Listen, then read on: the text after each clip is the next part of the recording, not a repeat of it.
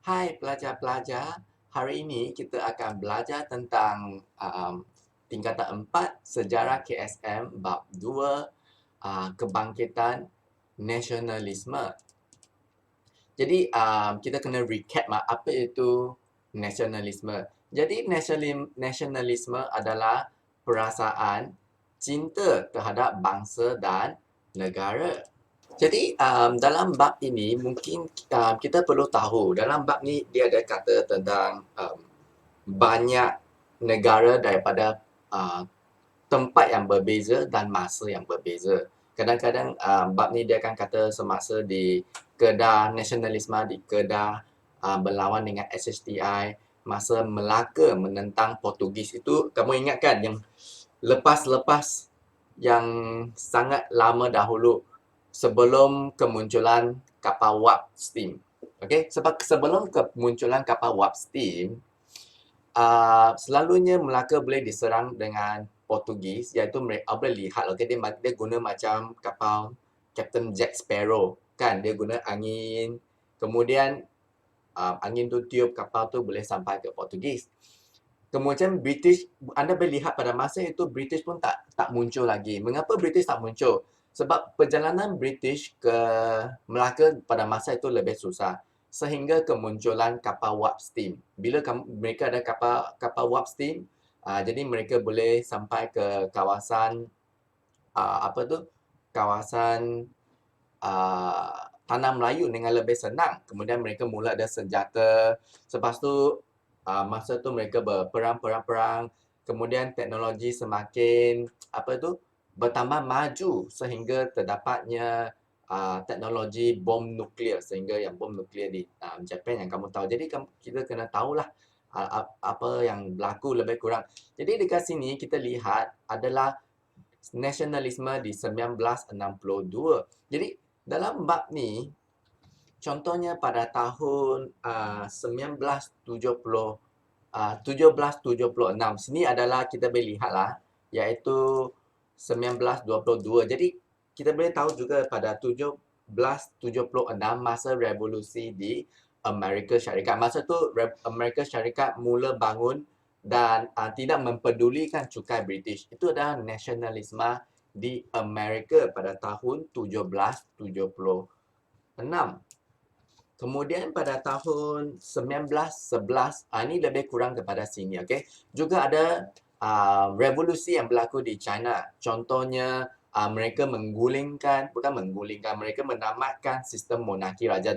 Kamu tahu kan kalau dekat China selalunya ada satu maharaja dekat sana. Tapi anda boleh lihat sekarang adalah seorang presiden, bukan lagi seorang maharaja monarki. Jadi pencetusan revolusi ini akan menyebabkan perubahan kepada sesuatu negara, dan termasuk juga pada tahun 1922. Setelah 1922, kamu kena tahu lebih kurang apa benda yang berlaku pada masa itu. Jadi pada masa itu mereka lebih menentang kepada penjajahan British, okey. British juga menawan, betul tak, kawasan Tanah Melayu. Jadi boleh dikatakan milik, bukan milik tetapi telah dikawal, okey. Pentadbiran mereka telah dikawal oleh British. Jadi mereka nak melahirkan semangat nasionalisme, sebab kesedaran nasionalisme akan menyebabkan perubahan, betul tak? Seperti apa yang kita belajar.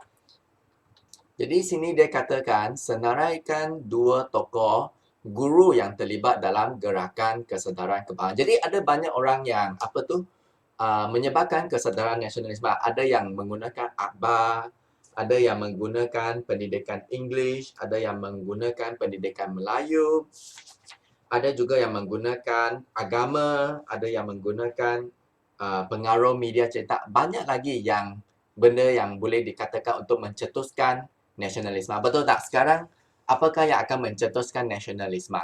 Tapi sekarang kita masih saya cuma katakan jika ada nasional. Tak boleh kata macam tu lah. Tapi contohnya sekarang kita ada Facebook, kita ada Instagram. Jadi contohnya kalau ada mungkin kita baca Black Lives Matter kan. Orang yang berkulit gelap tu dia telah dibunuh tanpa sebab.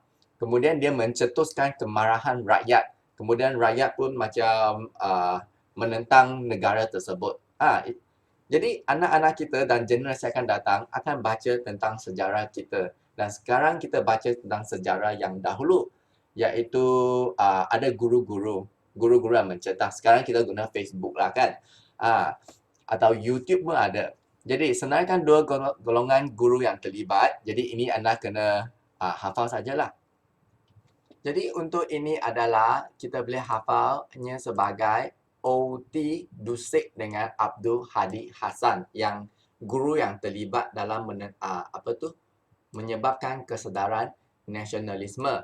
Jadi mungkin anda boleh ingat Pakcik Dusik yang selalu buat OT. Kena bayangkan ada seorang pakcik itu bernama Dusik yang selalu buat OT di zaman pemerintahan British. Dan dia asyik dalam kelas cakap dengan pelajar, kita kena bangun menentang penjajah British. Kalau kita ingat Pakcik Dusik OT yang selalu kerja OT dekat sekolah menengah atau apa-apa, anda akan ingat. Jadi anda kena menggunakan imajinasi anda semasa anda menghafal fakta sejarah. Dan juga ada Abdul Hadi Hassan. Jadi soalan yang seterusnya kita lihat, jelaskan peranan penubuhan pejabat karang mengarang di institusi tersebut. Jadi pada masa dahulu, mengarang sistem media cetak dan juga akhbar sangat penting. Sebab ini akan mencetuskan semangat nasionalisme. Sebab masa tu kamu kena tahu, mereka adalah orang kampung. Hari ini saya tanam buah mangga, saya makan buah mangga saya tidur. Esok ada durian, saya makan durian. Esok ada ikan. British adalah siapa? British adalah British. Saya hari ini masih makan nangka durian dengan mangga. Apa kaitan British? Tapi kalau kamu sediakan media cetak kepada orang-orang kampung, mereka baca, British ni memang jahat. Dia ni kan mencetuskan kemarahan, mencetuskan nasionalisme. Seperti sekarang sekarang ada Facebook. Contohnya kalau ada benda yang tak baik berlaku, tolong share. Lepas tu ini akan mencetuskan satu kita panggil a wave of movement, akan mencetuskan satu pergerakan yang kuat lah, pergerakan sekumpulan orang. Jadi kita tahu pada masa dahulu tak ada Facebook, tapi benda yang paling kuat pada masa dahulu adalah surat khabar dan juga pengarangan, medium cetak, fotokopi mesin, belum ada lagi lah fotokopi. Jelaskan peranan pertubuhan tersebut. Jadi apakah peranan pertubuhan tersebut? Jadi dengan adanya buku ini, jadi maka dia akan menghasilkan buku yang berkualiti untuk pelajar, mengasah bakat pelajar dalam usaha membangkitkan semangat kebangsaan. Okey. Jadi apalah mengasah bakat pelajar. Jom kita lihat pada soalan yang seterusnya. Nyatakan mata pelajaran yang diberikan keutamaan oleh SITC. Jadi apa itu sebenarnya SITC? Jadi sebenarnya SITC ialah Maktab Pengguruan Sultan Inggeris. Okey, SITC. Tapi ini dalam bahasa English lah, SITC, iaitu saya rasa juga S untuk Sultan Idris Teacher College. Sultan Idris Teacher College. Tapi kita belajar bahasa Melayu lah. Oleh itu kita baca sebagai Maktab Penguruan Sultan Idris. Jadi nyatakan mata pelajaran yang diberi keutamaan oleh SITC. Jadi ini adalah soalan 2 markah. Jadi keutamaan adalah sejarah dengan pendedahan keagungan. Sebab dalam sejarah ini orang-orang akan didedahkan keagungan Empire Kesultanan, Empire Melayu Melaka. Betul tak? Sebab selalunya subjek sejarah adalah penting. Penting, salah satu faktor adalah sejarah membolehkan kita tahu identiti orang. Okey, boleh tahu kan identiti kita sebenarnya siapa, kita datang dari mana, dan akan melahirkan sikap sayang akan negara. Sebab sekarang kita ada TV, engkau boleh tengok YouTube, engkau gembira, engkau ada nasi makan. Sebab dulu cucu-cucu pula, moyang-moyang datuk-datuk kita mereka telah berkorban. Mereka tiada makanan, mereka telah tumpah darahnya. Sebab tu kita nyanyi lagu negara kan, tanah tumpahnya darahku. Jadi mereka telah hidup susah untuk mendirikan negara ini. Jadi generasi sekarang tak tahulah. Tapi sebab umur saya pun dah okey, dah agak bukan muda walaupun muka handsome. Jadi saya boleh tanya datuk saya masa zaman pemerintahan Jepun. Memang tiada makanan tau. Memang jadi susah pada masa tu susah. Jadi kita ada bangunan, ada YouTube, kita kena bersyukur kepada Tuhan apa yang telah diberikan. Okey, kita lihat pada soalan yang seterusnya. Jadi ini adalah soalan 4 markah. Okey, mengapakah semangat kesedaran penting dalam kalangan warga sekolah? Berikan penjelasan anda. Okey, kita kena ni soalan kebat kan? Bonus, soalan bonus. Mengapa semangat kesedaran penting dalam kalangan warga sekolah? Kita kena tahu dulu siapa itu warga sekolah, betul tak? Warga sekolah ialah siapa? Warga sekolah, sekarang saya tanya kamu lah, warga sekolah ialah siapa? Mungkin warga sekolah adalah murid-murid, betul tak? Murid-murid atau guru-guru. Okey? Ada pentadbir, ahli kerani dan sebagainya. Jadi mengapa kesedaran ini diberikan penting?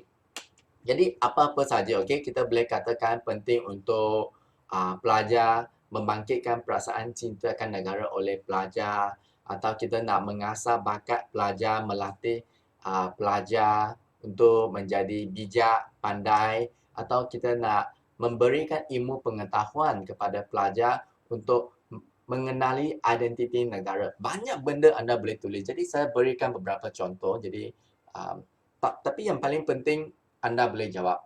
Sebenarnya apa-apa saja. Tulis saja mengapa penting.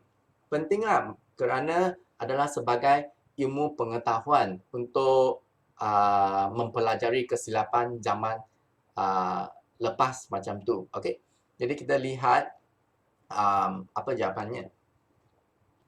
Jadi ini adalah contoh yang kita boleh tulis. Contohnya kita boleh tulis menjadikan pelajar lebih cemerlang, menghargai kepentingan ilmu, pengetahuan, melatih pelajar menjadi kreatif dan memenuhi aspirasi negara.